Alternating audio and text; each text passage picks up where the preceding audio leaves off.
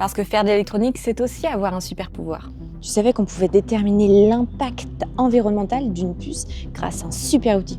Tu me suis? Je te fais une petite révélation. Dans chaque puce électronique que tu peux avoir, il y a un cristal de silicium. Mais aujourd'hui, je ne vais pas t'en parler comme ça dans mon studio, on va plutôt aller voir ça directement. Je t'emmène à l'intérieur d'un laminographe.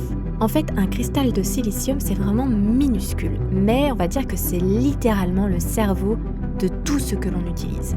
Et c'est aussi un des trucs les plus polluants à fabriquer, mais vraiment. Tout l'impact est concentré dans les quelques millimètres carrés qu'il y a à l'intérieur des puces. Et on veut savoir exactement quelle est la taille du cristal de silicium qui est à l'intérieur. Le problème, en fait, on ne voit jamais la taille réelle du cristal. Et pourtant, c'est super important justement pour comprendre son impact environnemental. Du coup, le laminographe, notre héros du jour, permet de scanner la puce et de dire « Ah ok, le cœur de silicium, en fait, il est vraiment de cette taille. » Ça donne une information quand on voit ce qu'on appelle les fils de banding tout autour. Ça nous dit que le cristal il fait à peu près cette taille-là, mais là en plus on voit la colle qui sert à le souder dans le boîtier, qui fait un petit saut de contraste tout autour.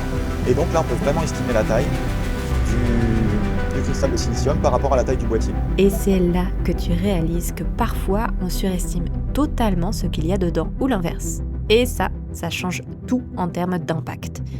Bref, on voit, on mesure et on arrête un peu de deviner. Mais au fait, pourquoi est-ce que le laminographe voit des choses complètement invisibles? Réponse dans la prochaine vidéo. Abonne-toi!